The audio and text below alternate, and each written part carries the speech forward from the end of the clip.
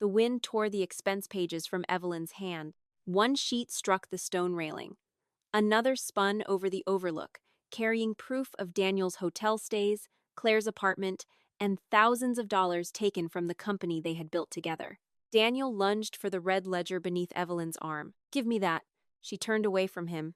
"Don't touch me." His fingers closed around the leather spine. For several seconds, they both held it. The ledger opened between them, its yellowed pages snapping in the coastal wind. Numbers Evelyn had written 15 years earlier flashed past her: the first equipment payment, the emergency payroll loan, the inheritance her father had left her. Daniel had once called those pages the foundation of their future. Now he twisted the book hard enough to send pain through her wrist. "You think this makes you powerful?" he demanded. "It makes me a partner." "You were never my partner." He ripped the ledger from her hands. Behind him, the Pacific crashed against the rocks below. Evelyn remained several feet from the edge, but loose gravel shifted beneath her shoes. Daniel looked down at the page she had marked. Her inheritance contribution, his signature beneath it. "You brought this here to threaten me?" "I brought it because I spent the afternoon checking the records you tried to hide." "I didn't hide anything. You paid Claire's rent through a vendor account. That apartment was used for business." "You bought a bedroom set for the business?" Daniel's jaw tightened. "You doubled her salary," Evelyn continued. "You paid for your trips together. You told the investors I was inactive, and now you're trying to sell part of the company without my consent. You haven't worked there in years. I created the systems Claire is pretending are hers. She improved them. She changed the logo." Daniel threw the ledger onto the railing. "You have no idea what it takes to run that company." Evelyn stared at the man she had protected for 18 years. "The company survived because I stopped you from spending money we didn't have," she said. "It grew because I built systems you were too impatient to learn. And it started because my father's money paid for everything with your name printed on it." Daniel stepped closer. "You sat at home counting pennies. I kept you solvent. I faced the clients. I fixed what you promised them. You were an administrator, Evelyn, nothing more." "No." She held his gaze. "I did the work no one else could." Something changed in his face. The charm disappeared. What remained was smaller, frightened, and much more dangerous. Evelyn reached for the ledger. Daniel caught her wrist. "Let go. You're not taking this to an attorney. I already copied the records." His grip tightened. Evelyn looked down at his hand and then back at him. "You're hurting me. Stop acting like a victim. I'm 11 weeks pregnant." His eyes dropped briefly toward her abdomen. There was no tenderness in them, only calculation. "You think a pregnancy gives you half my company? The agreement says 40% is mine." "You're delusional." "I'm not asking for permission," Evelyn said. "I'm giving you notice." She twisted free and turned toward the trail. Daniel grabbed her upper arm. The force spun her halfway around. "Give it back. Let go of me. You're not leaving with those records." Evelyn shoved against his chest, only hard enough to create space. Daniel stumbled one step. Shock crossed his face. Then he came at her again. His hand struck the ledger from her arms. It hit the pavement and slid toward the railing, pages opening in the wind. Evelyn bent instinctively to catch it. Daniel seized the back of her coat. The fabric tightened across her throat. She threw one elbow backward and felt it strike his shoulder. He swore and released her. Evelyn turned, breathing hard. Daniel stood between her and the trail. "Move," she said. "You threatened me. I told you I was calling an attorney. You threatened my company. It is my company too." She stepped around him. Daniel moved with her. He caught her arm again. Evelyn tore free. Her heel came down on loose gravel. The stones shifted. Her balance broke. For one suspended second, she tipped toward the edge. Daniel's eyes widened. His hands came up. She thought he was going to catch her. Instead, both palms struck her shoulders. A single sharp push. The railing vanished from the corner of her vision. Sky replaced the ground. The last thing Evelyn saw before the cliff swallowed him from view was Daniel standing above her, perfectly still. He did not reach down. He looked at the red ledger lying near his feet. Then he bent to pick it up. 36 hours earlier, Evelyn Shaw had set the dining table for two. She used the white plates they had received as a wedding gift 18 years earlier, though one had a faint crack near the rim. Daniel had promised to replace the set 3 anniversaries ago. The replacement had never seemed urgent enough. Neither had the loose step outside the kitchen, the leaking faucet in the guest bathroom, or the ache Evelyn had carried quietly through the last 6 weeks. At the center of the table sat a small bakery cake with pale blue icing. Beside Daniel's plate rested a cream envelope. Inside was an ultrasound photograph and a handwritten note Evelyn had rewritten 4 times. She had not included the words miracle or second chance. Daniel disliked emotional language when it asked something from him. The first version had said, "After everything we've been through, we finally have our baby." The second had said, "I hope we can find our way back to each other." The final note was simpler. 11 weeks. The doctor says everything looks good. Evelyn checked the clock. 8:47. Their dinner reservation had been for 7, but Daniel had texted that a client emergency required him to stay at the office. She had canceled the restaurant, reheated the roast twice, and eventually stopped checking her phone every 3 minutes. At 9:12, headlights moved across the kitchen wall. The front door opened. Daniel entered while speaking into his phone. "No, send me the revised figures before morning," he said. "Claire will know which file." He ended the call and dropped his keys into the bowl near the door. His eyes moved across the dining room. "What is all this?" Evelyn stood from the table. "It's our anniversary." Daniel closed his eyes briefly. Not with regret. With irritation. "I told you tonight was difficult." "You told me there was a client emergency." "There was." He removed his jacket. A faint floral perfume reached her before he hung it over the chair. Evelyn knew the scent. Claire wore it in the office, something expensive and powdery that lingered after she left a room. Daniel loosened his tie. "You could have reminded me this morning." "I did." "No, you said we had plans. You didn't say you were turning the house into a restaurant." Evelyn looked at the food, the candles, and the envelope beside his plate. She did not explain that she had needed the evening to feel deliberate. Instead, she picked up his jacket to hang it properly. A folded receipt slipped from the inside pocket. Daniel reached for it. Evelyn was closer. The hotel name appeared at the top. 2 dinners. 1 room, a company expense code beneath the total. The initials CB had been written beside the reservation number. Daniel took the receipt from her. "That's for a client." "You shared a room with a client?" "It was a suite used for meetings." "At a coastal hotel?" "Do not start this tonight." Evelyn's pulse became strangely steady. She had imagined discovering an affair as something loud. A dropped glass. A scream. A door slammed hard enough to shake the walls. Instead, she noticed small things. Daniel's thumb covering the reservation number.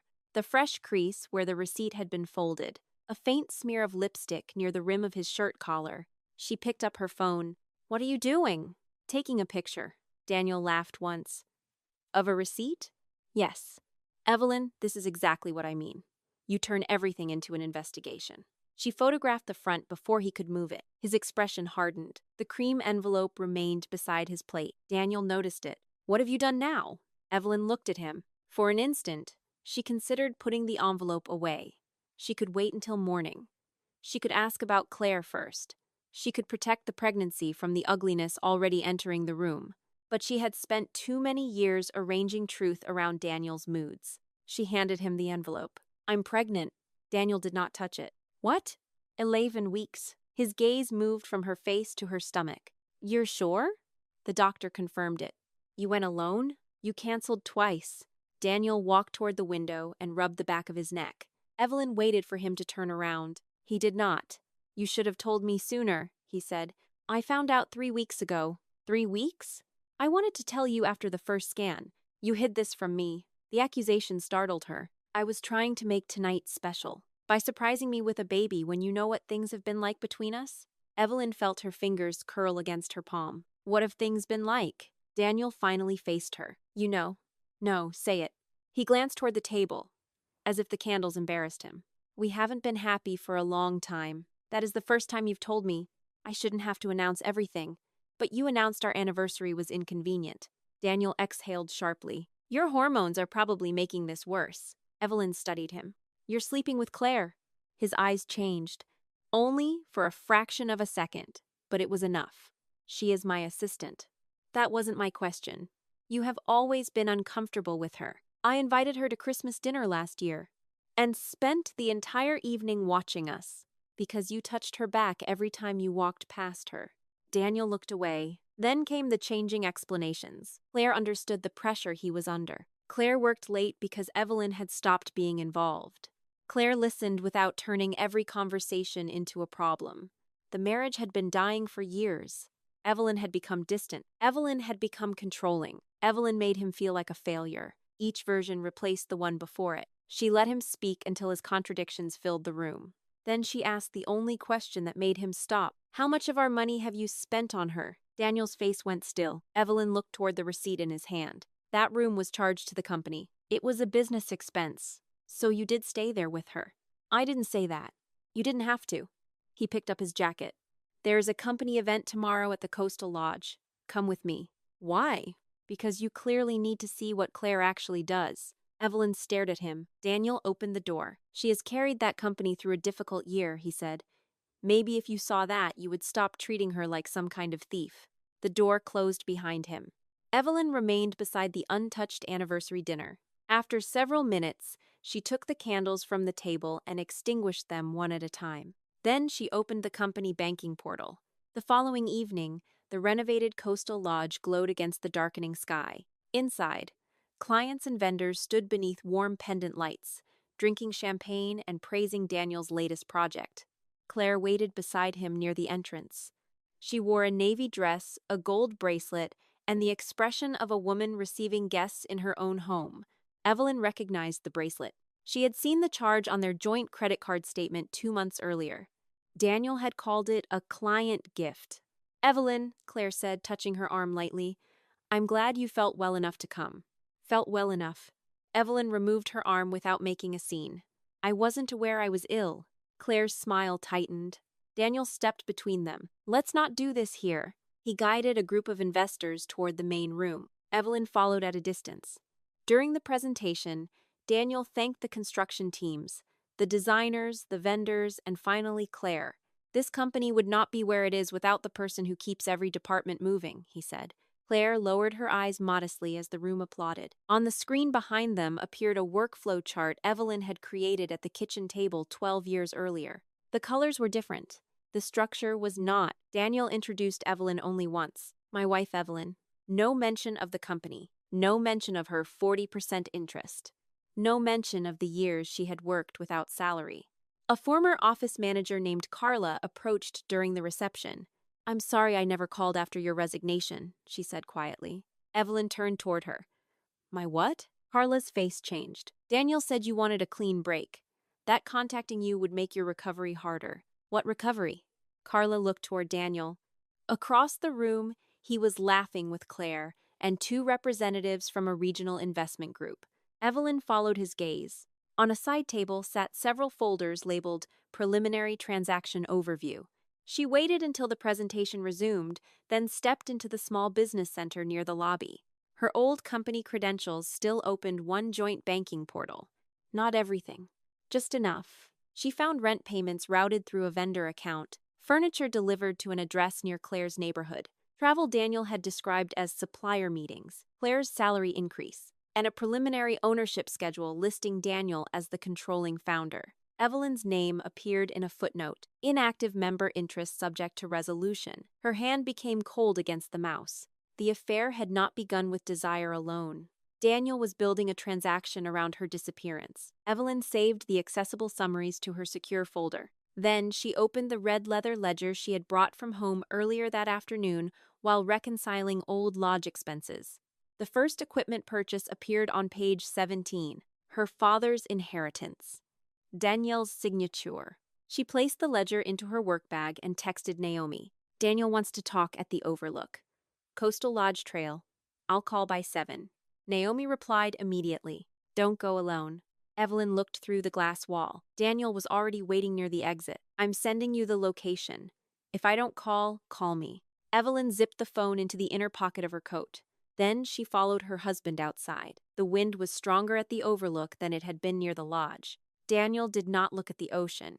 He looked at the red ledger when Evelyn placed it on the stone railing. "You went through the accounts. I reviewed records I am entitled to see. You have no idea what those payments mean. Claire's apartment is not a supplier." Daniel's mouth tightened. Evelyn placed the copied expense pages beside the ledger. "And I'm not an inactive member.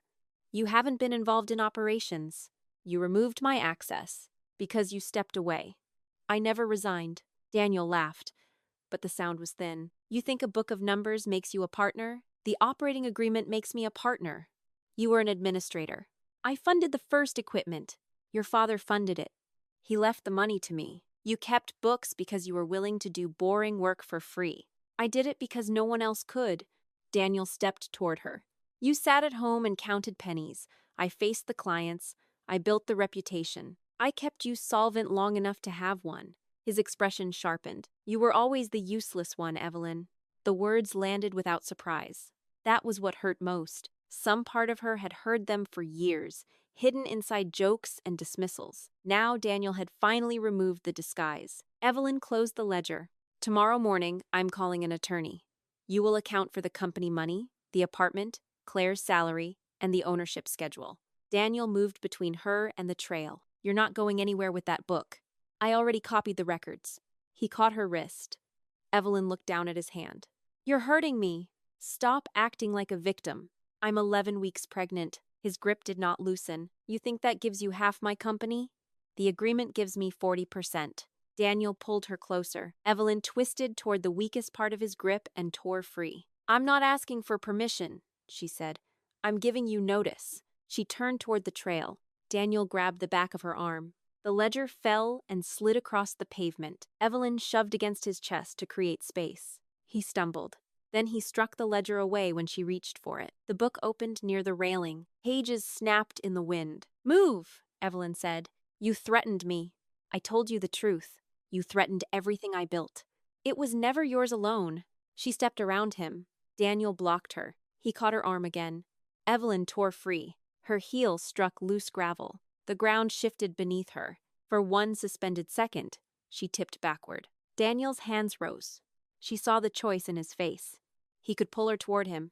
Instead, he pushed. The force struck both shoulders. The railing vanished. Sky replaced ground. Her coat caught on a branch. Fabric tore beside her ear. The branch bent, held for half a breath, and snapped. Rock slammed into her hip. Pain burst through her body so completely that she could not scream. She rolled once and stopped against a narrow shelf of stone and brush. Above her, the red ledger lay open near Daniel's shoes. Daniel. Only air came from her throat. She tried again. Daniel! His face appeared over the edge. Evelyn lifted one hand. Call someone. Daniel stared down at her. Then he looked at the ledger. He crouched. For one desperate second, Evelyn believed he was coming to help. Instead, he gathered the scattered pages. He picked up the copied expenses. Then the ledger. Daniel, please. He looked toward the trail. His footsteps moved away. Evelyn closed her eyes. The darkness pressed inward. She forced them open again and focused on 3 blades of grass growing from a crack beside her hand. 3 blades. 1 drop of water. Stay awake. Her phone was trapped inside her coat, but she could not reach the zipper without moving her injured hip. Her fingers found something smaller. The brass house key. Evelyn pulled it free and struck it against the rock. Once. Twice. Again. The sound was thin beneath the wind. She kept going. Metal against stone. Metal against stone. A distant engine stopped. A door closed. Evelyn struck the rock again until her hand could no longer rise. Then a man's voice called from above. Is someone down there? Evelyn opened her mouth. This time, a sound came out. Not a word, but enough. Much later, as paramedics lifted her toward the trail, one of them cut open the damaged inner pocket of her coat. He removed her phone. The screen displayed 17 missed calls from Naomi. Someone's been trying to reach you, he said. Evelyn looked past him toward the empty overlook. Daniel was gone. So was the red ledger. Awareness returned in pieces too small to assemble. A ceiling panel drifted above Evelyn, bright enough to sting. Rubber wheels rattled beneath her. Someone asked her name, then asked again when her lips moved without sound. A plastic mask covered her mouth and nose. Each breath carried the dry smell of oxygen and sent a blade of pain under her ribs. She tried to lift her head. A hand pressed gently against her shoulder. Stay still, Evelyn, a woman said. You are in the emergency department. You are safe. Safe. The word did not fit anywhere. Her left hip felt as if a heavy door had closed through it. Pain pulsed down her thigh and gathered behind her knee. Something tightened around her upper arm, released, then tightened again. The monitor near her bed kept a steady rhythm that had nothing to do with the panic trapped inside her chest. She remembered gray sky, red pages in the wind, Daniel bending to pick up the ledger. Her hand moved toward her coat, but the coat was gone. A blanket covered her from the waist down. Several lines disappeared beneath the fabric and into her arm. "My phone," Evelyn tried to say. Only a rough breath escaped. The nurse leaned closer. "Do not force your voice yet." A curtain hung beside the bed. Beyond it, shoes crossed the polished floor. A radio murmured. Metal struck metal somewhere farther down the hall. Then Daniel spoke. She was upset about the pregnancy. His voice came from the other side of the curtain, low and controlled. He sounded tired, shaken, almost gentle. It was the voice he used when a client had made a mistake, and Daniel wanted everyone else in the room to admire his patience. Evelyn stopped pulling against the oxygen mask. A man asked, "What were you arguing about?" "Our marriage," Daniel answered. "She has been suspicious for weeks. She thought I was trying to take things from her." Take things from her. The blood pressure cuff tightened again. Evelyn stared at the seam in the curtain until it blurred. "She brought financial papers out there," Daniel continued. "I tried to calm her down, but she was not listening. She stepped backward before I could reach her. No pause, no search for the right words, no shock breaking through the sentences. He had already chosen the story." Evelyn tried to call out. The effort scraped her throat raw and produced a thin, useless sound. The nurse noticed. "Do you need something?" Evelyn pointed toward the curtain. Daniel's shoes appeared through the narrow opening before the nurse could close it. His dark coat was damp at the shoulders. Wind had disturbed his hair, but there was no dirt on his trousers and no blood on his hands. An officer stood behind him with a small notebook. Daniel looked at Evelyn. Concern settled over his face with practiced speed. "There you are," he said. He approached the bed slowly, as if frightened of startling her. One hand came to rest beside her head, not quite touching her hair. The officer watched from the doorway. Daniel lowered his mouth near Evelyn's ear. "You need to be careful about what you think you remember," he whispered. His breath smelled faintly of coffee. Evelyn looked at the nurse. The woman had turned toward the monitor, giving them privacy she did not know was dangerous. Evelyn searched beneath the blanket with her right hand until her fingertips found the call button. She pressed it, released it, then pressed again. Another nurse entered. Evelyn pointed toward the clipboard at the foot of the bed and shaped her fingers around an imaginary pen. Daniel straightened. "She is probably confused." The first nurse looked at him. "We will determine what she needs." A notepad appeared on the tray. The nurse guided a pen between Evelyn's fingers. Her hand shook so badly the tip struck the paper twice before making a mark. Daniel stayed near the bed. "What are you trying to write?" he asked. Evelyn lowered the pen. The first letter leaned too far to one side. The second barely closed. Pain climbed from her wrist into her shoulder, but she kept pressing until the sentence existed. "He pushed me." The pen slipped. Daniel's expression did not change. Only his jaw tightened. Evelyn trapped the pen against the paper with the side of her thumb and continued. "Do not leave me alone with him." The nurse read the words. Her face remained calm, but her body shifted between Daniel and the bed. "Mr. Shaw, I need you to step outside. My wife has a concussion, and she has asked for privacy. She does not know what she is saying." The nurse turned toward the officer. "Could you please wait with Mr. Shaw in the hall?" Daniel looked past her at Evelyn. For the first time since the overlook, uncertainty crossed his face. Not guilt. Calculation. The officer touched Daniel's elbow. "Sir." Daniel allowed himself to be let out, but his gaze remained on Evelyn until the curtain closed. The nurse lifted the page carefully. "I am putting this in your chart," she said. "Do you understand?" Evelyn blinked once. "Do you want him restricted from visiting you?" Another blink. "Yes?" Evelyn pressed her eyelids shut, then opened them. The nurse wrote something beneath the sentence and signed her name. A small movement. Ink on paper. Nothing dramatic. Yet Daniel no longer controlled the only version that had been recorded. The doctor came after the imaging. He was a gray-haired man with tired eyes and a surgical cap folded in one hand. A younger physician stood beside him. Their voices were soft before either of them spoke. Evelyn knew. Her hand moved toward her abdomen. Pain stopped it halfway. The doctor pulled a chair near the bed. "Mrs. Shaw, You have a fractured pelvis and a significant injury to your left knee. There is also evidence of a concussion. We need to take you to surgery to stabilize the pelvic injury. Evelyn watched his mouth. He had not mentioned the baby. The younger physician lowered her eyes. Evelyn dragged the oxygen mask away from her face. "My baby." 2 words emerged, broken and dry. The doctor's fingers closed around the edge of his cap. "I am very sorry." The monitor continued its steady rhythm. A cart rolled past outside. Someone laughed at the far end of the department, then quickly lowered their voice. Evelyn waited for the rest of the sentence. Doctors always had another sentence. A result, a procedure, a possibility. None came. She looked down at the blanket. Nothing appeared different. Her body still held the shape of itself. The room still smelled like disinfectant. Light still pressed through the ceiling panels. Her baby had existed that morning. 11 weeks. A small, curved spine on a screen. A heartbeat so fast, Evelyn had laughed in the examination room and covered her mouth because she was alone. Now, the doctor was speaking about surgery, consent, swelling, and possible complications. His words passed over her without entering. The cream ultrasound envelope lay inside a clear property bag on the counter. One corner had been crushed. Dust marked the front. Evelyn reached toward it. Her arm began to shake. The nurse moved the bag closer, but Evelyn could not close her fingers around the envelope. She watched her hand tremble above it until the nurse gently lowered her arm. "Keep it safe," Evelyn whispered. "I will." The nurse placed the bag in a locked cabinet. Daniel had taken the ledger. He had not taken this. The thought made no sense.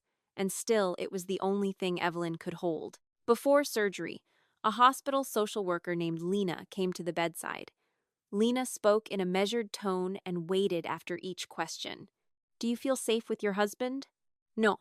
"Did he cause your injuries?" "Yes." "Do you want information released to him?" Evelyn thought of Daniel standing in the hallway, telling strangers she had stepped backward. "Only what the hospital must release." Lena nodded. "We can place a confidential restriction on your room and require staff to direct questions through you when you are able, or through the person you designate." "My sister, Naomi Reed." "Do you know her number?" Evelyn closed her eyes. The digits would not line up in her mind. She saw Naomi's name on the phone screen instead. 17 missed calls glowing above the paramedic's glove. "My phone." Lena checked the property sheet. "The rescue team recovered it from the inside pocket of your coat. It was logged with your other belongings." Relief arrived so sharply it almost felt like pain. Daniel had not touched it. The message to Naomi remained there. So did the location. So did the unanswered calls after Evelyn failed to return. The phone could not show his hands against her shoulders. It could show that he had lied about other things. "Do not give it to him," Evelyn said. "We will not. Preserve it." Lena paused, then wrote the word exactly as Evelyn had said it. When Evelyn woke after surgery, night had settled against the hospital windows. Naomi sat in the chair beside the bed wearing the same green sweater she had worn the previous afternoon. Her hair had come loose from its clip. A paper cup rested between both hands, untouched. At first, Naomi did not notice Evelyn was awake. She stared at the floor with her mouth pressed into a narrow line. Evelyn moved one finger. Naomi looked up. The paper cup collapsed slightly in her grip. "Oh, Evie." She stood, then stopped herself before reaching across the rails. "Can I touch you?" Evelyn nodded. Naomi placed 2 fingers against the back of her hand. The contact was so careful it hurt more than pressure would have. "I called you," Naomi said. "I kept calling." "I know. Your message said 7. At 7:10, I thought you had lost track of time. At 7:20, I called the lodge. At 7:30, I was already in the car." Naomi swallowed. "The maintenance worker found you before I reached the trail." Evelyn looked toward the dark window. Daniel took the ledger. Naomi's fingers became still. "Are you sure?" He picked it up. "Did the police find it?" "No." Naomi said again. "Daniel told them you brought papers to threaten him. He said they blew away when you fell." The words settled between them. Evelyn pictured the book against Daniel's chest, his hand wrapped around its spine. "He has it." Naomi did not tell her to rest or say they could deal with it later. "What do you need me to do?" The question gave Evelyn something solid. Ask for copies of the property inventory. Take photographs of everything in the bag. Keep my phone locked. Do not answer Daniel. Naomi reached for a pen. "Anything else?" "Find the operating agreement." "At the house?" Evelyn saw the kitchen cabinet above the old desk. Tax binders, insurance folders, a slim blue file marked continuity authorization. Home office, lower cabinet, there is a gray box. Naomi wrote it down. Do not go alone. I will bring Carla's brother. He is a locksmith. No. Even speaking made Evelyn's pelvis throb. Do not force anything. Use your key if it still works. If it does not, leave. Naomi's eyes filled, but no tears fell. You are lying here after he left you on a cliff, and you are worried about me trespassing. I need clean hands. Naomi looked at her for a long moment. Then she nodded. Clean hands. By morning, Evelyn understood how completely pain could reorganize time. Minutes were no longer measured by clocks. They were measured by the interval between medication doses, the slow turn of a nurse changing the sheets, the distance from the bed to the chair. 2 physical therapists arrived after breakfast. One supported Evelyn's shoulders. The other placed a wide belt around her waist. We are only going to sit at the edge of the bed, the first therapist said. Only, Evelyn had balanced payroll during a cash shortage with 3 employees waiting outside her office. She had negotiated a supplier extension while Marjorie slept after surgery in the next room. She had driven through freezing rain to correct Daniel's permit mistake before a client discovered it. Sitting had never been an achievement. The therapists raised the head of the bed. Pressure gathered inside her pelvis. Another few inches, and the pressure became heat. Evelyn gripped the sheet. Breathe, the therapist said. I am. You are holding it. Evelyn released a sound through her teeth. They turned her body in small stages. Her injured leg seemed to belong to someone else, heavy and unreachable. When her feet finally hung over the side, sweat ran beneath her hospital gown. The floor weighted less than 2 feet below. Her vision darkened around the edges. I need to lie down. Stay with me for 5 seconds. 5 seconds stretched wider than the overlook. Evelyn counted the stitching on the therapist's sleeve. 1, 2. At 3, nausea rose into her throat. Down. The therapists lowered her carefully. Once flat again, Evelyn stared at the ceiling and fought the humiliating urge to apologize. The first therapist removed the belt. That was enough for today. Enough. Her body had crossed less than the width of a pillow. After they left, Evelyn turned her face toward the window so the nurse would not see her cry. The door opened near noon. Daniel did not enter.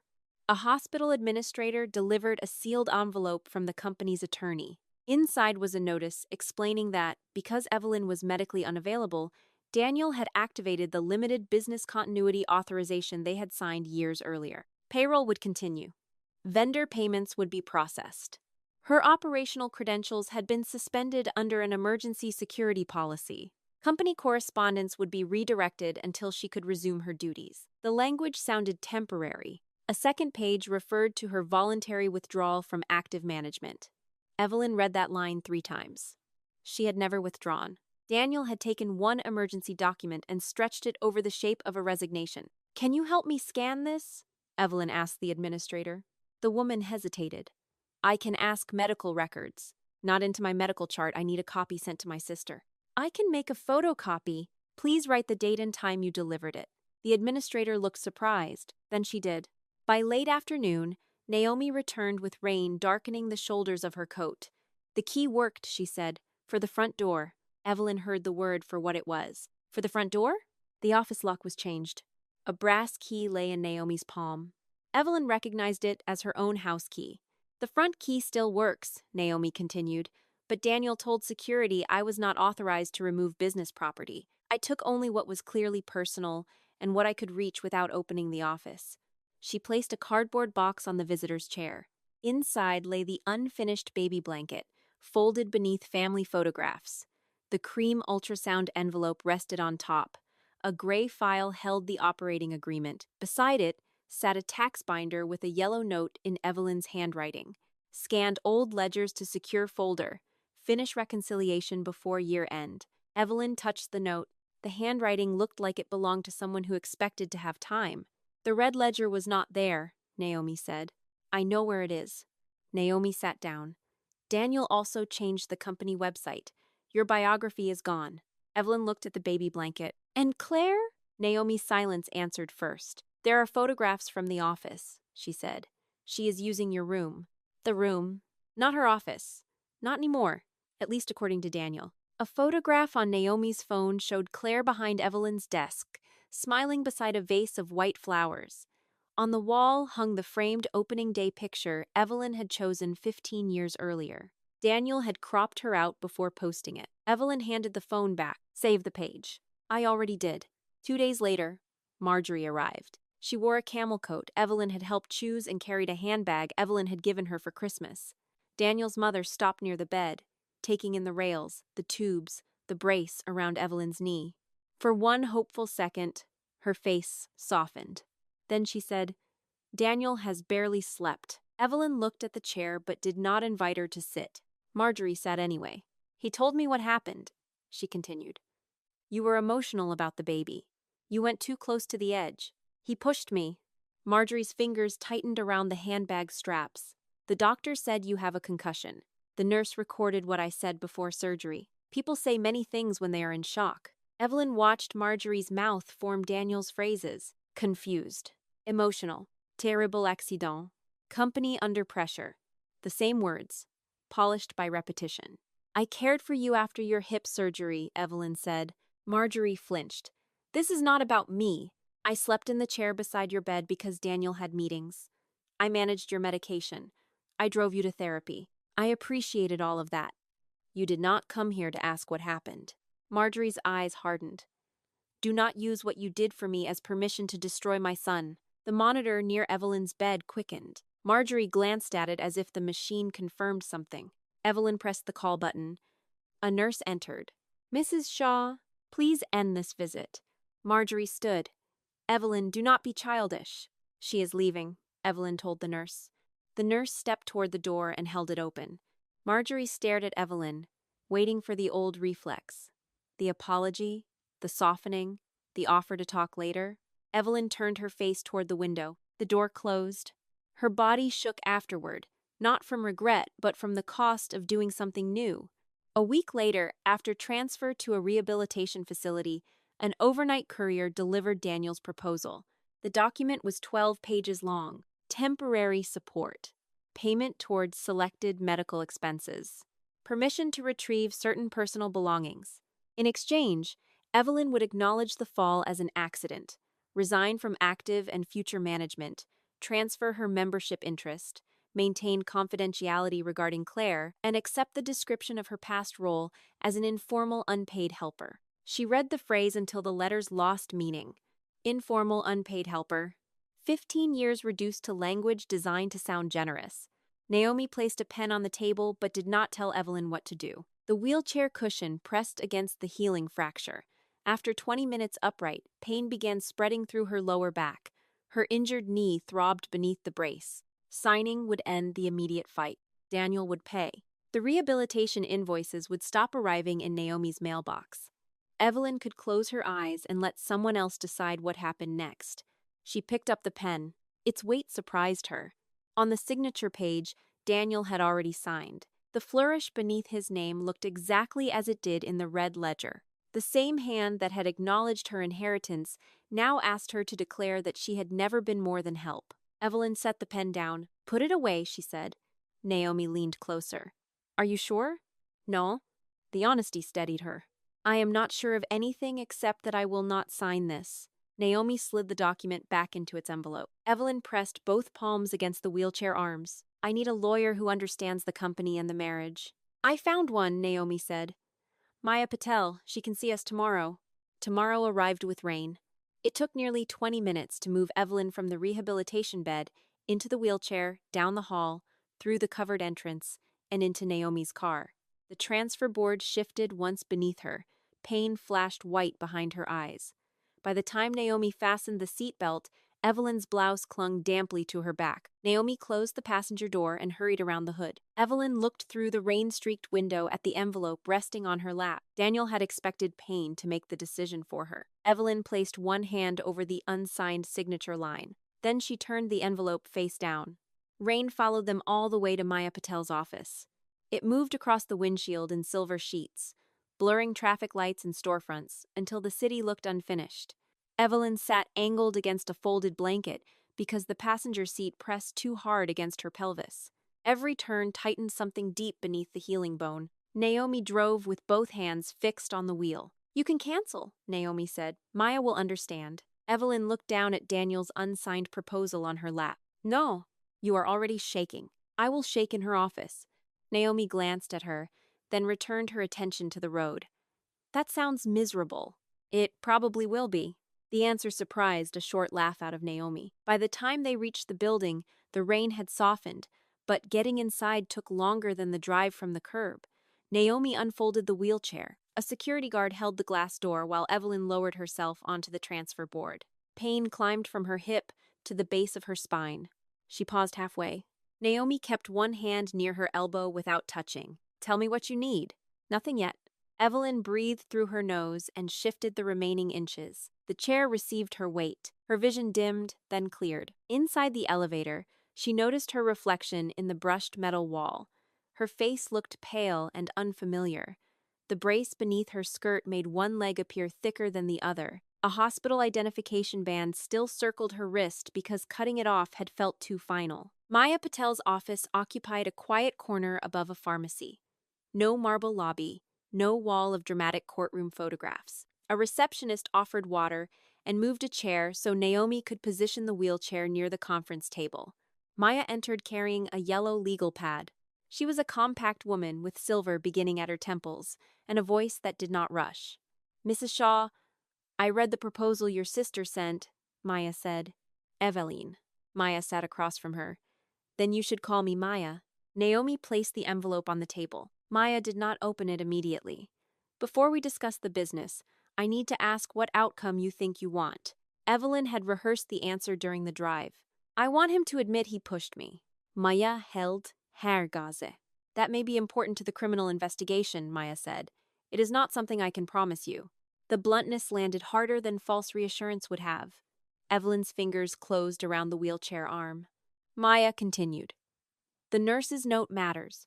Your message to Naomi matters. The rescue timeline matters. Your medical records matter. Daniel's missing ledger may matter.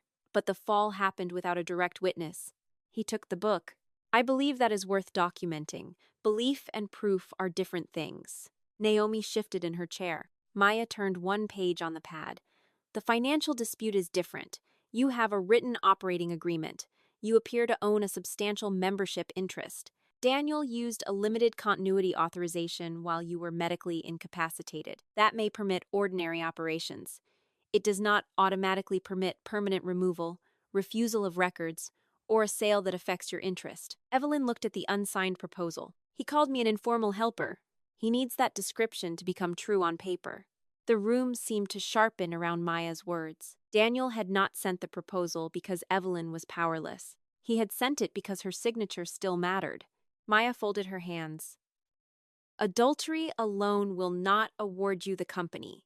It may matter when we trace marital money spent on Claire, but the stronger issues are ownership, unauthorized spending, incomplete disclosures, and denial of your right to inspect records. What happens if he refuses? We ask formally.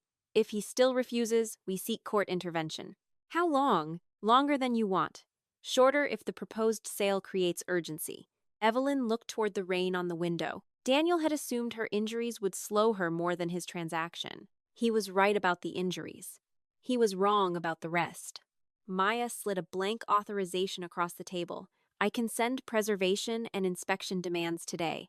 I can also notify the proposed buyer that ownership is disputed, but I will not do that without your direction. Naomi watched Evelyn. No one spoke for her. Evelyn picked up the pen. I want the records preserved. Maya nodded once. I want the ownership schedule corrected. Another nod.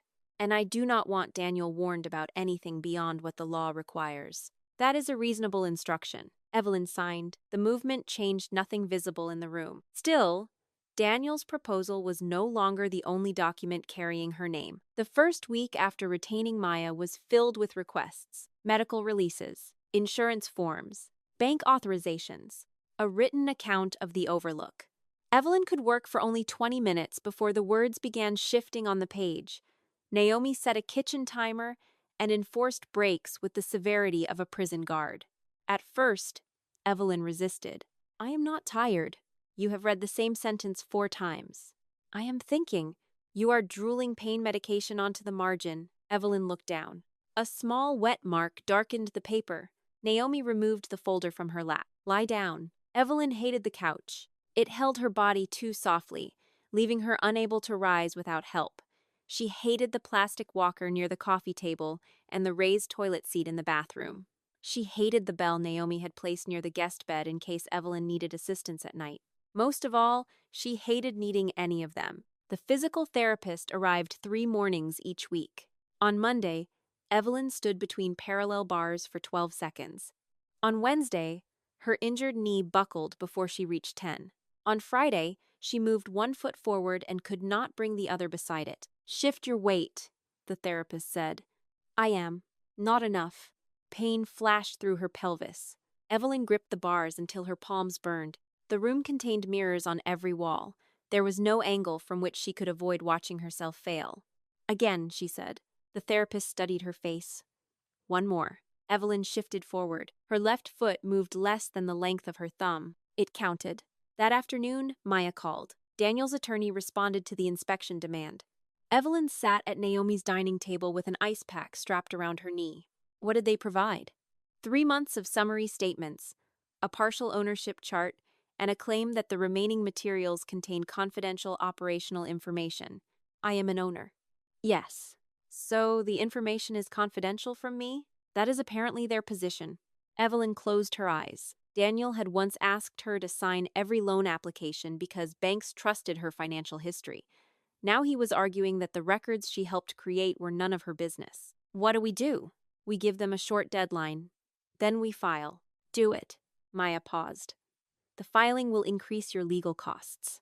Evelyn looked at the budget sheet beside the ice pack. Her separate emergency account held a little more than $17,000 after the initial retainer, medications, transportation, and supplies not covered by insurance. Naomi was charging no rent, but groceries, co-payments, and rehabilitation costs continued to arrive.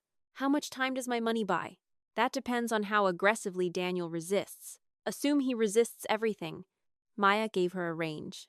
The lower end frightened Evelyn. The higher end made her stomach tighten. After the call, she opened the spreadsheet she and Naomi had created. Every dollar had a purpose. Medical, legal, transportation, food, a small amount for clothing that accommodated the brace. Nothing for comfort, nothing for pride. Naomi entered the room carrying tea. You could ask me for more help, she said. You are already giving me a home. I have savings. So do I. For now. Evelyn looked at the figures. Daniel expected time to make her surrender. He expected invoices to accomplish what the cliff had not. I need access to the old scans, she said. Naomi set down the tea. The cloud folder? I wrote a note in the tax binder. You could not remember the password.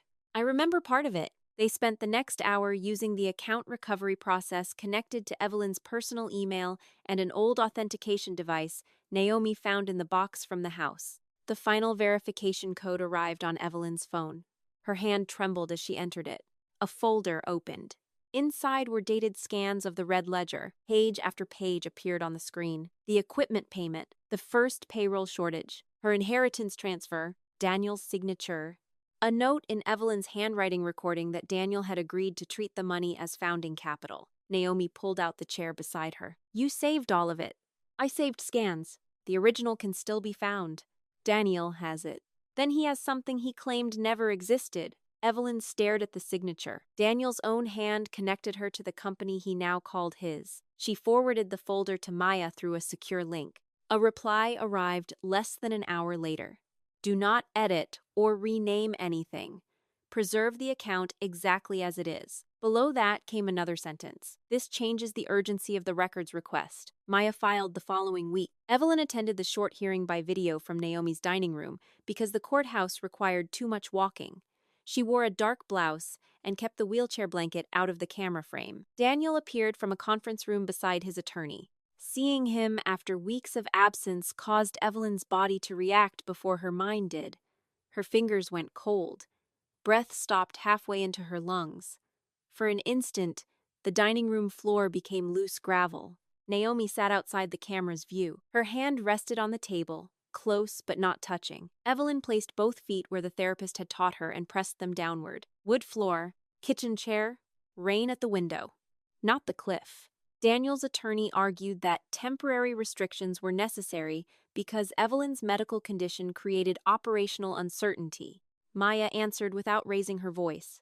Medical absence does not extinguish membership rights. My client requested access to records tied to her economic interest and a proposed transaction. The company produced summaries selected by the managing member, while withholding underlying documents. The judge asked whether a sale was pending. Daniel's attorney called it preliminary. Maya displayed a draft due diligence schedule identifying Daniel as controlling founder and Evelyn as an inactive interest subject to resolution. Evelyn watched Daniel lean toward his attorney. He had not expected Maya to have that page. The judge ordered production of the requested books and records within a defined period.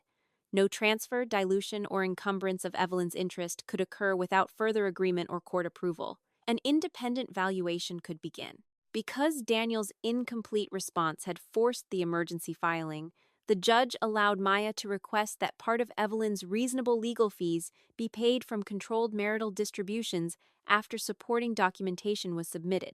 No gavel struck. No one guessed. The video connection ended with a small electronic tone. Evelyn remained still. Naomi moved into view. You won. No. Evelyn looked at the blank screen. We made him open the books. It was better than winning. Winning could be argued about. Records had columns, dates, signatures. The produced files arrived in stages. Maya sent the first batch to Evelyn with instructions not to work longer than her body allowed. Evelyn ignored the time limit on the first morning and paid for it with swelling that kept her in bed the following day. After that, she learned 40 minutes reviewing, 20 minutes flat with ice, another 40 if the pain eased. A wheelchair for long appointments. A walker through Naomi's kitchen. Near the end of summer, a cane for the short path from the front door to the car. Progress refused to move in a straight line. Some mornings, she crossed the living room without help. On others, the injured knee locked before breakfast. The records remained steady. Official loan applications identified Evelyn as a founding member. Tax filings reflected her ownership. A bank statement showed her inheritance entering the company account 3 days before the first equipment purchase. Payroll records documented years when Daniel took draws while Evelyn received nothing. Expense reports placed Claire's apartment payments before the date Daniel claimed their marriage had ended. Another file listed Evelyn as inactive, several weeks before the anniversary event. Daniel had begun erasing her before the cliff. That discovery hurt differently. The shove had lasted a second. This had required planning. Maya arranged a meeting with Carla Morales at a quiet cafe with a wheelchair-accessible entrance. Carla looked older than Evelyn remembered. She twisted a paper napkin between her fingers while speaking. Daniel told us you resigned, Carla said. He said you wanted no contact because work had damaged your health. I never said that. I know that now. Why did everyone believe him? Carla looked down. Because he was still there. The answer carried no excuse. Only the ordinary weakness of people choosing the version that required the least discomfort. Carla confirmed that the company still used Evelyn's vendor scoring system, contract checklist, and reporting schedule. Claire had changed colors, titles, and logos. Daniel told me to remove your name from archived presentations, Carla said. When? Carla opened an old calendar on her phone. 1 week before your fall. Evelyn's coffee cooled untouched. Will you provide that in writing? Carla's eyes lifted. Yes, only what you know personally. I understand. Evelyn did not ask Carla to call Daniel a liar. Dates would do more damage than adjectives. By autumn, the nonprofit work began. The director had once hired Evelyn to repair a reporting problem at Shaw Coastal. She offered 10 hours a week, mostly from home. On the first day, Evelyn arranged printed statements across Naomi's dining table. Within an hour, she found duplicate vendor payments. By lunch, she had identified a contract deadline no one else had noticed. The work exhausted her. Pelvic pain forced her to use a cushion. Concentration faded after short intervals. Some afternoons, she closed the laptop and slept before dinner. Still, the director paid her. Evelyn opened the payment notification 3 times. Her name appeared above the deposit. No joint account. No Daniel. No explanation of why her work belonged to someone else. She opened a checking account in her own name. At the bank, the clerk asked for her occupation. Evelyn hesitated. Then she said, operations consultant. The words felt new in her mouth, not false, only unused. Marjorie called the following week. Daniel had stopped paying for the home care aid. He says the company cannot afford it because of the legal action, Marjorie said.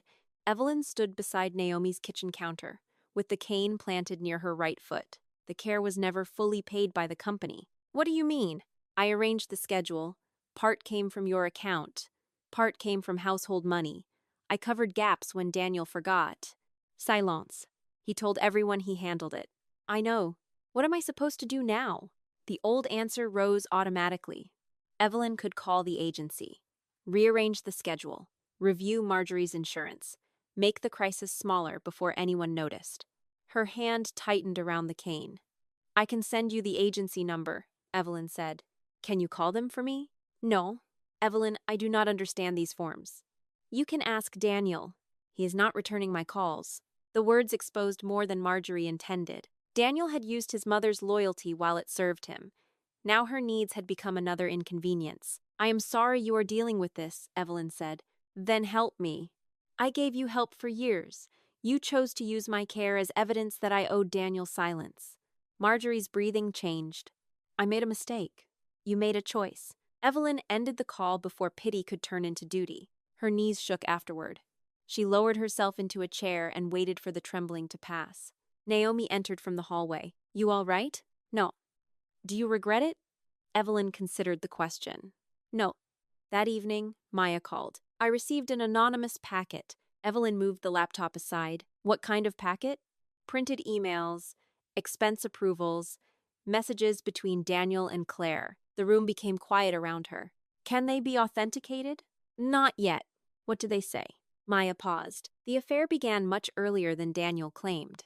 There are messages about removing you before the company sale. There are also indications Daniel has started blaming Claire for the questionable expenses. Evelyn looked toward the secure folder open on her screen. What does Claire want? There is no demand. Only one handwritten line. Maya read it aloud. Daniel came back from the trail with the red ledger. Evelyn's hand settled on the edge of the table. For months, Daniel had treated the missing book as though it had vanished into the wind. Now, someone inside his new life was afraid enough to admit it had never been lost. Maya did not send the anonymous packet to Evelyn. She brought it to Naomi's house herself. By then, evening had settled over the windows, turning the glass into dark mirrors. Evelyn sat at the dining table with one leg extended on a padded chair. A heating wrap rested across her hip. The cane leaned within reach. Maya placed a thick envelope beside the laptop. I had my office copy everything before I came, Maya said. The originals remain sealed. Naomi stayed near the kitchen doorway but did not join them until Evelyn looked toward her. Sit, Evelyn said. Naomi pulled out a chair. Maya opened the envelope and removed printed emails, expense approvals, and several pages of handwritten notes. Evelyn recognized Daniel's writing before she read a word. His letters leaned forward, impatient even when standing still. The first message had been sent more than a year before the cliff. Daniel told Claire that Evelyn had become suspicious and difficult. He promised the marriage was nearly over. In the same exchange, he instructed Claire to code an apartment payment through a vendor account. Another message referred to Evelyn's ownership as a temporary complication. Once she signs away the interest, the sale becomes simple. Evelyn read the sentence twice, not because she doubted it, because Daniel had reduced 15 years of work to something waiting for a signature. Farther down the page, Claire asked whether Evelyn might challenge the transaction. Daniel answered that Evelyn had no appetite for conflict. He said she would accept enough money to feel safe. He said fear always made her practical. The room remained quiet, except for the refrigerator cycling on. Evelyn turned the page. A later exchange had been sent after the fall. Daniel instructed Claire to say their relationship began only after Evelyn entered rehabilitation. He warned that questions about earlier travel, gifts, or housing could complicate the divorce. Another message claimed Claire had approved certain payments without his knowledge. The date was recent. Claire had been reading the same pattern Evelyn had lived inside. First, Daniel gave someone a role that served him. Then he rewrote that role when blame became useful. Naomi leaned over the table. He is preparing to make her responsible. Yes, Evelyn said. Maya tapped one of the pages. That is why I believe the packet came from Claire or someone acting for her. Does that make the emails usable? Not by themselves. We need authentication and context. Evelyn reached the final sheet. One line had been written in blue ink. Daniel came back from the trail with the red ledger. Below it was another sentence. I know where he put it. Evelyn laid the page flat. When can we meet her? Maya studied her. You do not have to. I know. You also do not have to meet her alone. I will not. Naomi's shoulders eased slightly. Evelyn turned toward Maya. Your office. Claire brings her attorney. No private arrangement and no promise of forgiveness. Maya nodded. I will make that clear. Evelyn gathered the pages into a neat stack. Daniel had believed Claire's ambition made her loyal. He had mistaken dependence for devotion. It was the same mistake he had once made with Evelyn. The meeting took place 4 days later. Claire arrived wearing a gray suit and no jewelry except a plain watch. Her hair was pulled into a careful knot. She looked thinner than Evelyn remembered, though Evelyn refused to turn that observation into sympathy. Claire's attorney sat beside her. Maya placed a recorder in the center of the conference table and asked permission from everyone present before turning it on. Claire agreed. Evelyn did too. No one pretended the conversation was personal. Claire kept her hands folded over a closed leather folder. I did not know Daniel would hurt you, Claire said. Evelyn watched her face. I did not come here to discuss what you did not know. Claire's mouth tightened. Then what do you want? Accurate records. Claire looked toward her attorney. The woman gave a small nod. Claire opened the folder. I knew he was married, Claire said. He told me the marriage had been over for years. He said you refused to accept it because your identity depended on being his wife. Evelyn felt no surprise. Daniel always described other people's loyalty as dependency when he no longer needed it, Claire continued. He said you had not worked in the company for years. You used systems with my name removed from them. I was told they belonged to the company. That was not my question. Claire inhaled. Yes, I knew you had built some of them. Some? Most. The admission remained between them. Claire looked down at her hands. I changed the presentation materials. Daniel said investors responded better to a cleaner leadership story. A cleaner story without me. Yes. Did that trouble you? Claire lifted her eyes. Not enough to stop. The answer was quiet and unsparing.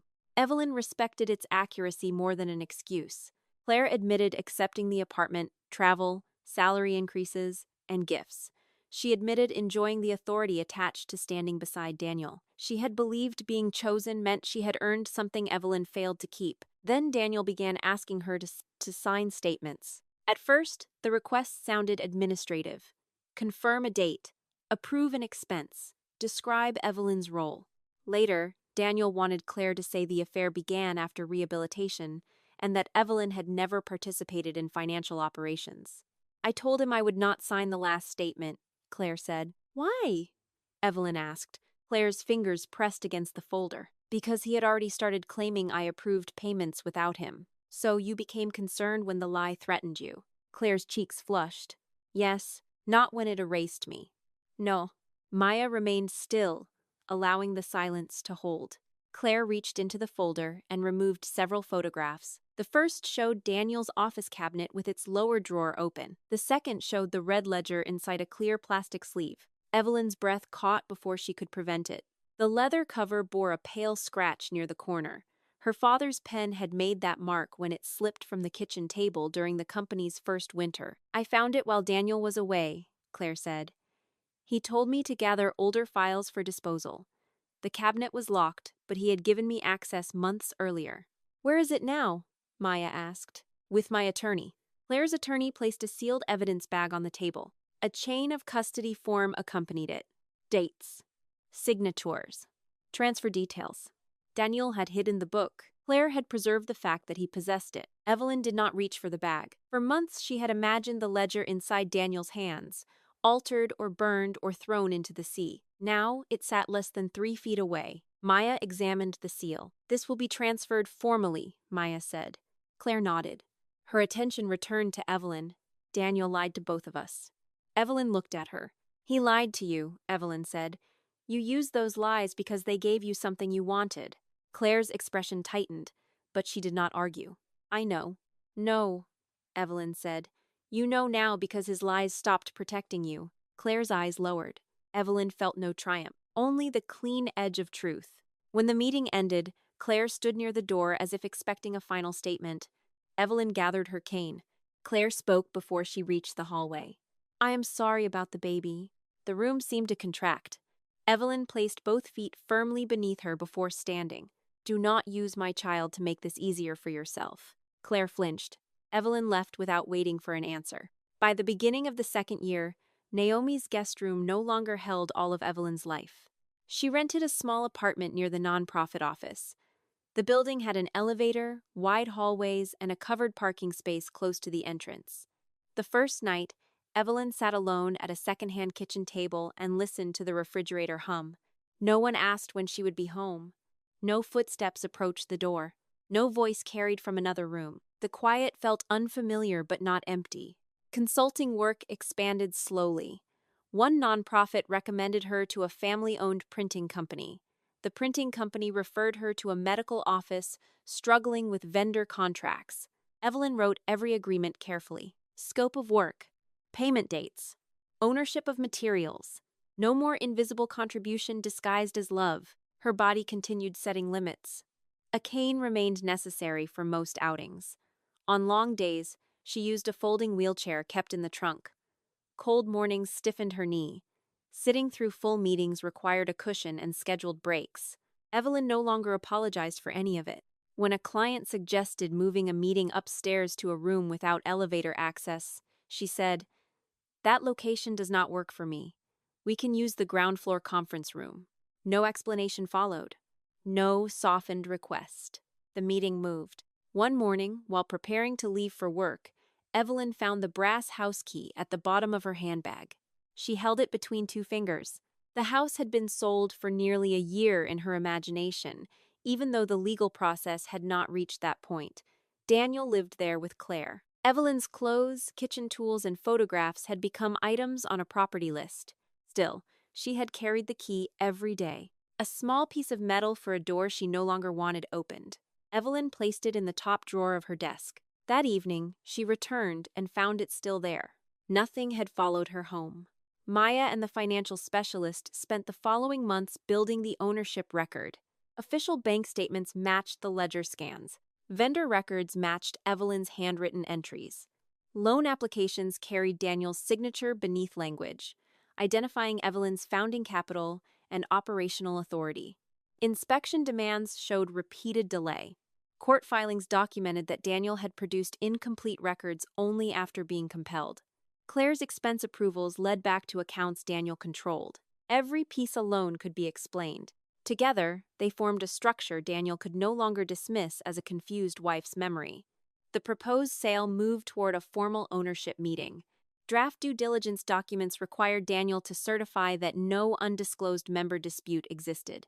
The buyer also required clean title to the interests being transferred, complete disclosure of related party spending, and accurate financial statements. Daniel provided none of those things truthfully. Claire continued appearing beside him in public. At first, Evelyn questioned the choice. Maya explained it after speaking with Claire's attorney. Daniel still controls her employment records, Maya said. He has threatened to attribute the disputed payments to her. If she openly withdraws before the meeting, he may exclude her and destroy remaining evidence. So she will sit beside him, yes, and pretend nothing has changed. Not exactly. She will not support statements she knows are false. Evelyn looked through the window of Maya's office. Silence can look like loyalty. It can also become refusal. Evelyn considered that. Claire's presence did not make her brave. It made her strategically afraid. That was enough. Almost 2 years after the fall, Evelyn returned to Shaw Coastal Renovations. Morning light reflected from the glass entrance. For several seconds, she remained seated. The folding wheelchair waited in the trunk. Her cane rested against the passenger seat. A dull ache had already begun beneath her hip. Maya stood on the sidewalk near the entrance, holding the evidence case. She did not open Evelyn's door. She waited. Evelyn took the cane, planted it on the pavement, and rose. The building looked smaller than memory had made it. Inside, a receptionist Evelyn did not recognize asked for her name. Evelyn Shaw. The woman's polite expression changed. Before she could respond, Carla appeared from a hallway. Carla stopped. Then she stepped aside, clearing the path. "Conference room is at the end," Carla said. "No embrace, no public apology, only direction and space." Evelyn walked. Each strike of the cane sounded against the polished floor. At the conference room entrance, Maya opened the door after Evelyn nodded. Daniel stood beside a presentation screen. Claire sat to his right. Two representatives from the investment group faced the screen with their attorney. The company accountant occupied the far end of the table. Daniel's hand remained suspended above a remote control. The current slide described Shaw Coastal Renovations as a company built under Daniel's leadership with Claire, directing operational growth. No mention of Evelyn appeared. Daniel stared at her. Color left his face. You weren't supposed to come back. Evelyn moved to the empty chair Maya had requested in advance. You built this meeting around that assumption. She lowered herself carefully. The action took longer than she wanted. No one rushed to help. That made it easier. Maya placed the evidence case on the table. Daniel recovered first. This is a private transaction meeting. Maya opened the operating agreement. My client is a member whose interest appears throughout the draft transaction documents. She is entitled to attend. Daniel looked toward Claire. Claire did not meet his eyes. Maya began with the membership records, then the loan applications, then the tax document. The accountant shifted when Evelyn's inheritance transfer appeared on the screen. Daniel interrupted. That money was a marital contribution. Maya displayed the corresponding ledger entry and Daniel's signature acknowledging it as Evelyn's founding capital. The buyer's attorney leaned forward. Was this document disclosed during due diligence? Daniel's attorney answered before Daniel could. We dispute its significance. That was not the question, the buyer's attorney said. The original ledger remained sealed until the chain of custody was explained. Maya presented the cloud scans first, followed by bank statements and vendor records matching the entries. Then she documented Daniel's possession of the original. Claire sat motionless. Daniel turned toward her. You had no authority to remove company property. Claire's hands rested flat on the table. My attorney transferred a document relevant to an ownership dispute. Answer the question, Daniel said. Claire looked at the buyer's attorney instead. I will not confirm that Evelyn resigned. I never witnessed a resignation. The room became still. Daniel's jaw tightened. The buyer's attorney requested the ownership schedule. Maya placed Daniel's version beside the official membership records. One described Evelyn as an inactive interest subject to resolution. The other showed an untransferred ownership share requiring her consent for a substantial sale. Is there pending litigation concerning access to company records? The investor asked. Yes, Maya said. Daniel leaned forward. It is a marital disagreement. The inspection order is not a marital opinion, Maya replied. The accountant removed his glasses. I cannot certify the current transaction figures without reviewing the related party expenses and corrected ownership disclosures. Daniel turned toward him. You already reviewed the accounts. Not these accounts. Maya presented the rent payments, furniture charges, travel expenses, and salary adjustments tied to Claire. Claire's face remained composed. When the investor asked whether she independently approved the payments, Claire answered carefully. No, Daniel authorized them. Daniel's chair scraped against the floor. This is absurd.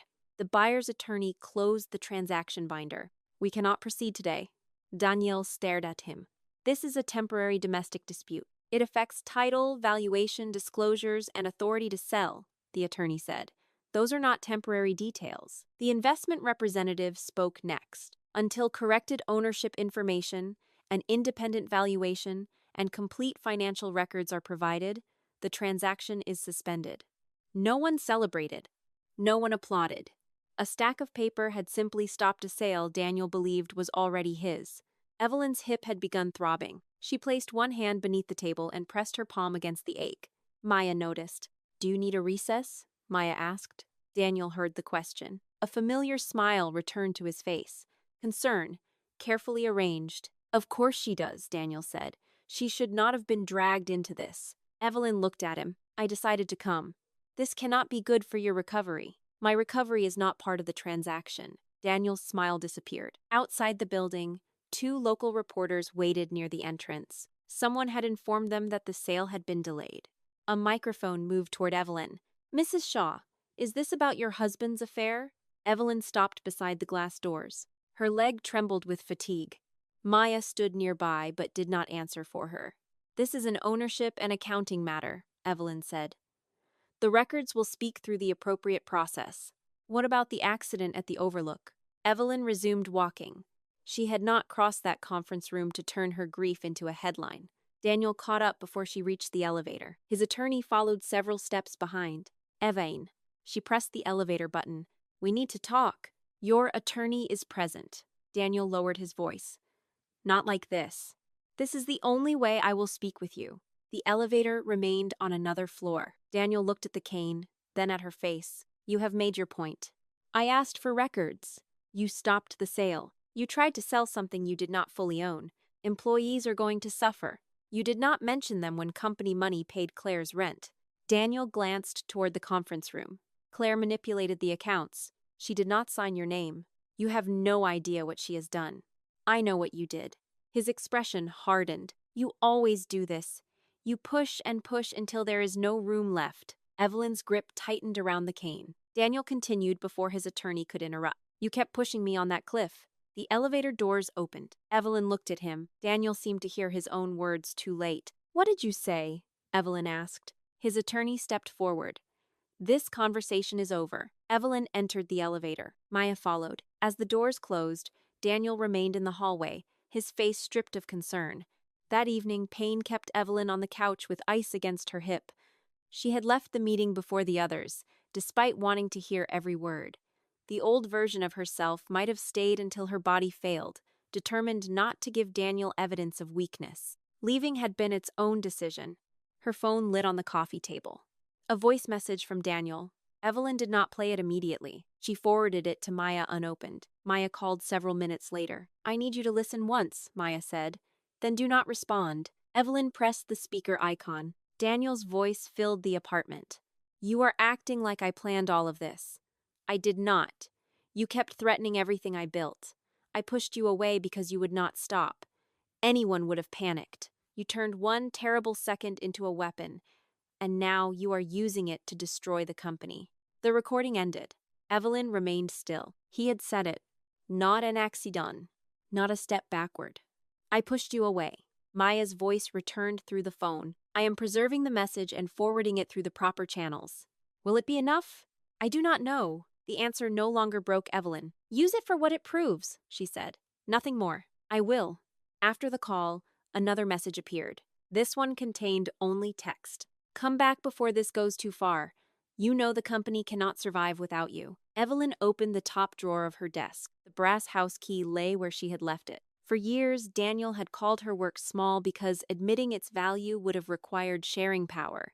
Now the sale had stopped, the figures had been challenged, and the systems Claire inherited were beginning to fail without the woman who built them. Daniel finally recognized what Evelyn was worth, only because he needed her again. The settlement conference took place 4 months after the investor suspended the sale. By then, winter had settled over the coast. Cold weather tightened Evelyn's knee before she rose from bed each morning. Some days, the stiffness faded after a hot shower and careful movement. On others, the cane remained necessary from breakfast until night. Maya had warned her that resolution would not feel dramatic. There would be no crowded courtroom, no judge declaring Daniel a liar from a raised bench. No single document would return 18 years to her. Instead, there had been months of valuation reports, corrected ownership schedules, bank records, insurance questions, and arguments over what belonged to the marriage and what had entered the company from Evelyn's inheritance. Daniel delayed whenever delay benefited him. He challenged the value of her work while claiming the business could not operate without her. He described Claire's apartment as temporary employee housing. He called personal travel a client development expense. He argued that Evelyn's inheritance had become marital money the moment it entered the company account. Each new explanation contradicted something he had signed years earlier.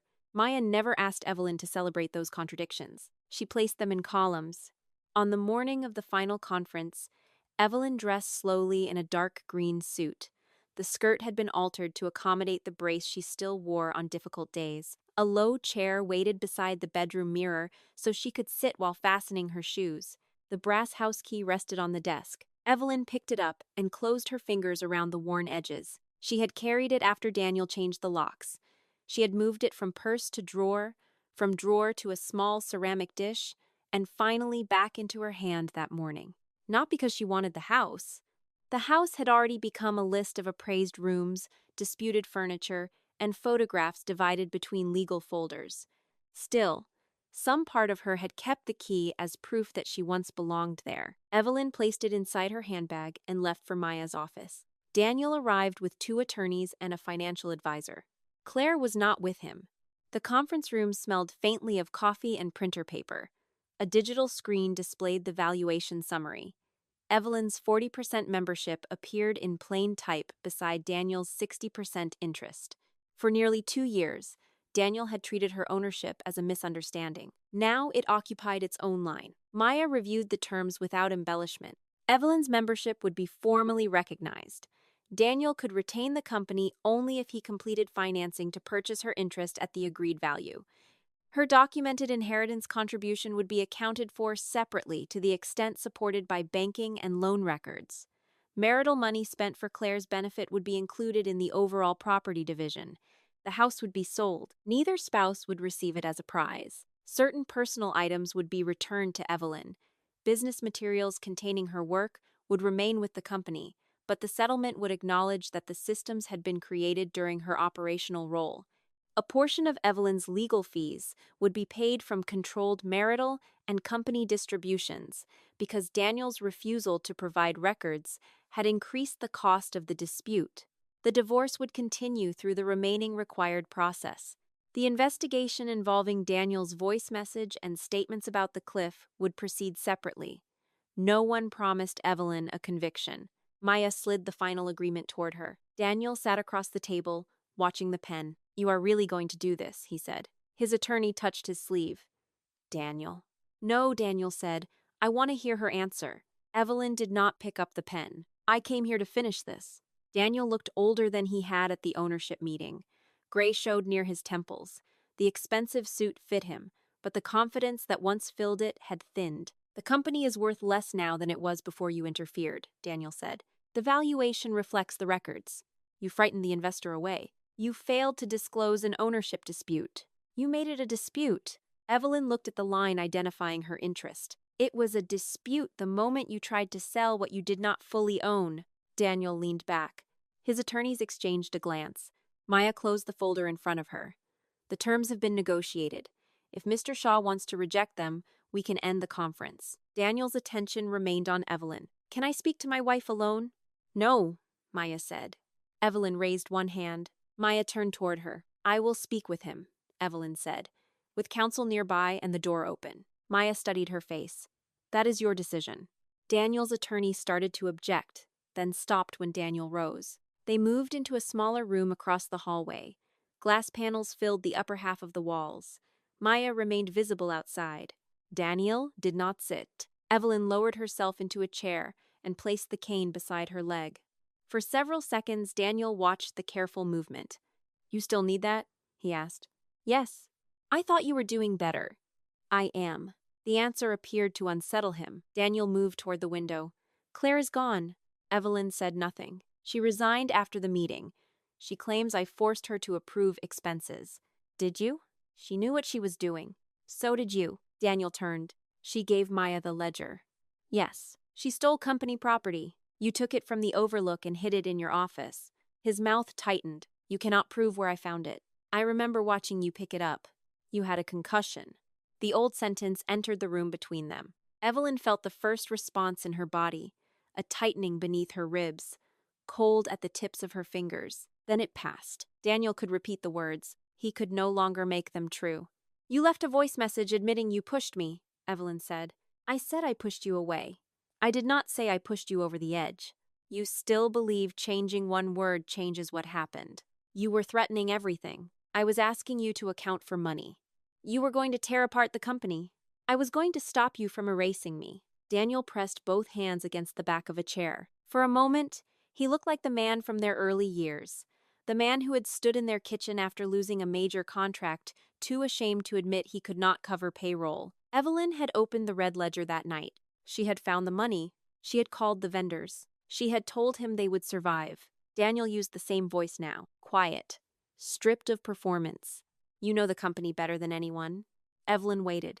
"The new operations team cannot keep the margins steady," Daniel continued. "Clients are leaving. Banks are asking questions because the investor walked away. You wanted the company without me." "I was angry." You removed my name before the cliff. I thought the marriage was ending. You told employees I resigned. I needed stability. You put Claire in my office. She was available. Each answer arrived as though convenience could replace truth. Daniel stepped closer to the table. We could still fix what we built. Evelyn looked at him. You are talking about the company. I am talking about everything. No, you are talking about the part that needs me. That is not fair. Fair would have been telling me the marriage was over before moving company money into Claire's life. Daniel lowered his gaze. I made mistakes. You made decisions. I was lonely. So was I. You stopped seeing me. Evelyn almost smiled. For 18 years, she had seen every version of him. The ambitious contractor who could not organize an invoice, the worried son who left his mother's care to Evelyn, the charming owner who repeated her numbers as if he had calculated them, the husband who accepted sacrifice so often that he began calling it nothing. I saw you clearly, Evelyn said. That was what you could not forgive. Daniel looked toward the open doorway. Maya remained outside, reading a file without pretending she could not hear. Daniel pulled out the chair opposite Evelyn and sat. Did you ever love me? The question carried no accusation. That made it more difficult. Evelyn remembered the first apartment they rented. Daniel asleep on the floor beside a borrowed space heater, his hand reaching for hers beneath a hospital blanket after Marjorie's surgery. Laughter in the old truck when rain entered through the roof. Love had existed, so had everything that followed. I loved you enough to disappear inside your life, Evelyn said. I will not prove that love by disappearing again. Daniel's eyes reddened. He looked away before any tears could fall. What am I supposed to do now? For years, that question would have activated every instinct Evelyn had. Find the answer. Make the list. Reduce his fear. Carry what he dropped. She rested both hands over the curved handle of her cane. You will have to decide that without me. Evelyn rose. Daniel did not reach for her. Back in the conference room, Maya reopened the agreement. Evelyn signed each marked page. When she reached the final signature line, she removed the brass key from her handbag. Daniel watched as she placed it on the table beside the completed document. The house is being sold, he said. I know. Then why bring that? Evelyn looked at the small piece of metal. Because I kept waiting to feel as if leaving meant I had lost my home. She pushed the key toward him. It did not. The financing closed several weeks later. Money entered an account bearing Evelyn's name alone. She did not stare at the balance or imagine Daniel's reaction. She paid the remaining legal invoice, set aside taxes, strengthened her emergency savings, and signed a lease for a small office near the nonprofit district.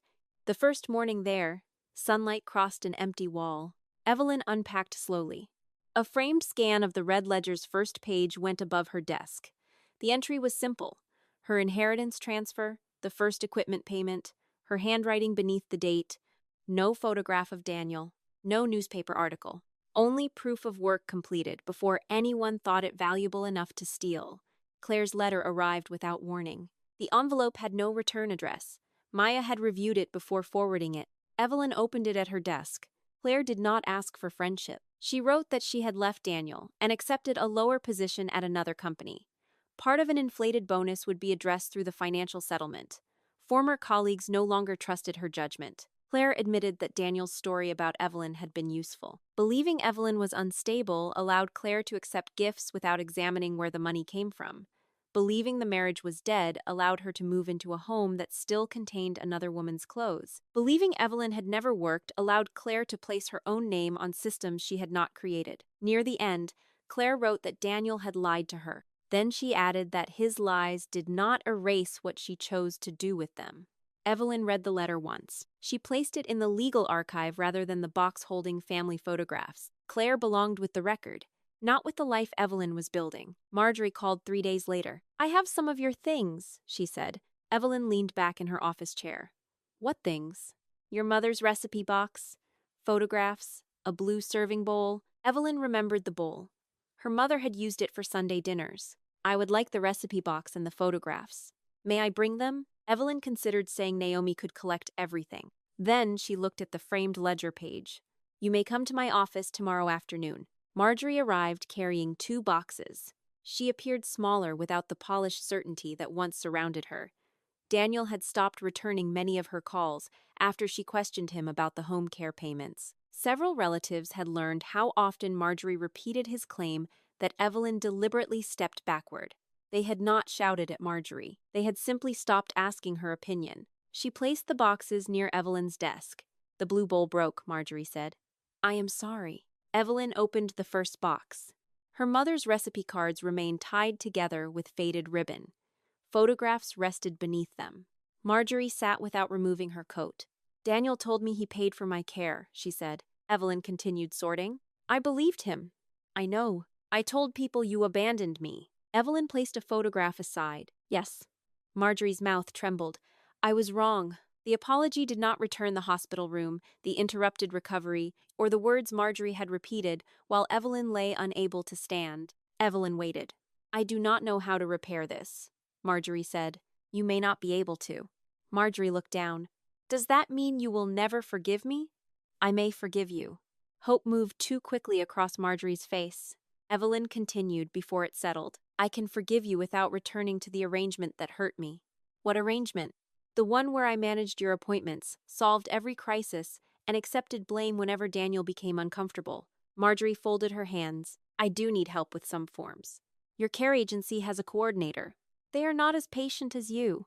That does not make the work mine." Marjorie's disappointment was visible. Evelyn did not rush to erase it. Before leaving, Marjorie touched the recipe box. "Your mother would be proud of you." Evelyn looked at the cards. "Please do not speak for her." Marjorie withdrew her hand. "All right." It was a small answer. For the first time, it was enough. The unfinished baby blanket remained in Evelyn's apartment through spring. She kept it folded inside a paper bag on the highest closet shelf. Some nights, she opened the closet and looked at the bag without touching it. One Saturday morning, Evelyn carried it to a maternity support center whose accounting system she had recently reorganized. A volunteer met her near the donation room. "This is unfinished," Evelyn said. "We have a knitting group," the volunteer replied. "Someone can complete it." Evelyn held the bag for another second. The blanket had begun as a future. Then it became evidence of everything lost. She placed it in the volunteer's hands. "You do not need my name." Outside, Evelyn sat in her car and cried until the windshield blurred. No one told her she was strong. No one asked her to stop. Grief moved through her without becoming a verdict on her sanity. When it passed, Evelyn washed her face with water from a bottle and drove to the office. Her consulting practice grew carefully. She helped spouses place ownership agreements in writing. She created compensation systems for family members whose work had previously been described as helping out. She asked clients who controlled financial access and whose name disappeared from public recognition. Some became uncomfortable. Evelyn let them. Months later, Daniel sent a final message. "I understand what I lost. Can we meet for coffee?" Evelyn read it while standing beneath the framed ledger page. Once, those words would have felt like justice. Now they sounded like a man describing the cost only after receiving the bill. She replied, "I hope you learn from it. I will not return to it." Then she blocked his number. At the beginning of summer, Naomi drove with Evelyn to the coast. They did not visit the overlook. Instead, they parked near the public beach and followed a path down to the sand. Evelyn carried her cane. Uneven ground made her legs stiffen, and she stopped twice before reaching the water. Naomi matched her pace without offering an arm. From below, the cliff looked different. Smeller. Not harmless, not forgotten, simply part of a landscape larger than the worst thing that had happened there. Evelyn stood with the wind against her face. Waves erased the nearest footprints, one line at a time. Near the parking lot, a recycling container stood beside a wooden bench. Evelyn reached into her coat pocket. Another brass key rested in her palm, the duplicate she had found while clearing the final box from storage. She turned it once between her fingers. Then she dropped it into the metal container. No dramatic throw. No final speech. The key landed with a light, practical sound. Her phone rang. A new client wanted help reviewing a partnership before signing. Evelyn answered while Naomi walked ahead toward the beach. "Before we discuss the numbers," Evelyn said, "I need to know whose work is not being named." She listened to the response and continued across the sand. Behind her, the tide reached the place where she had been standing. Evelyn did not turn to watch the water smooth it away.